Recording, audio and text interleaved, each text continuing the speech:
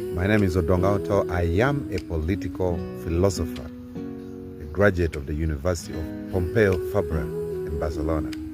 I want you to listen to me carefully because many of you are political scientists and you don't think. Philosophers like me are to construct all the possible scenarios in any situation before it happens. So I was spending time thinking, what happens if President Museveni is not there? What happens to Uganda? Which would be the center, the fulcrum of Uganda's politics? There are 5 possible alternatives. The first one, can the cabinet stand together and follow the constitution to the letter that the vice president will take over as the president? I don't think that scenario is possible. These cabinet ministers, you see them moving with guns, with escorts. They have only 2 threats in their lives, maybe 3. 1, the Al-Shabaab. 2, the opposition, errant politicians, rioters. 3, their colleagues. They hate themselves with a passion. They don't even talk among themselves.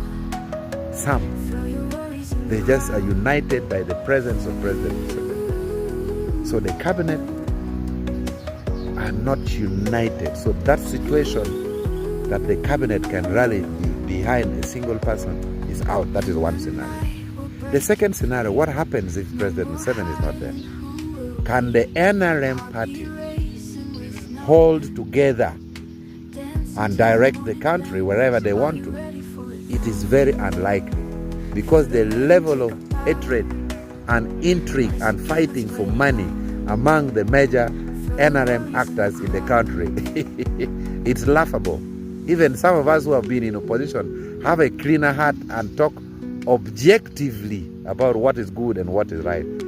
So among the NRM members, beyond the presence of President Museveni, forcing cohesion is not very easy. So the first scenario, the cabinet and the vice president cannot hold. That's my political philosophy.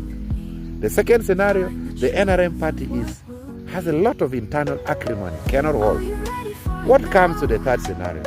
Can the opposition forces jointly organize, hold government, specifically the big brother in the bull now, Noop and Bobby Wine? Can they hold the country together? Because I've just given my political philosophy opinion that the cabinet cannot, that NRM as a party is very unlikely. Can the opposition do so? No. The opposition cannot do so because if the NRM, which has a semblance of national and holistic organization, cannot do so, it is very unlikely that the Noop with the 99% representation in the central can hold the country together, So that scenario is very unlikely. Even if they join with FDC, even if they join with whichever political party, that scenario is also very unlikely. The fourth scenario that may come into play, can the army hold the country together? Can they enforce law and order? Is the army a united institution? Now that is the $1 million question. Many fingers tend to point in that direction, that the army can enforce a nationwide curfew. They have the instruments of coercion in their hands. But are they a patriarchal organization? We will also have a challenge because the loyalty and the capacity of President Museveni to discipline the armed forces is very unlikely that anyone else can have that kind of capacity. Unlike countries like Kenya, where the army is separate and the army commander, that's it. The moment you're in the army, the rule of the thumb is no involvement in politics. But in Uganda, well, they can enforce curfew.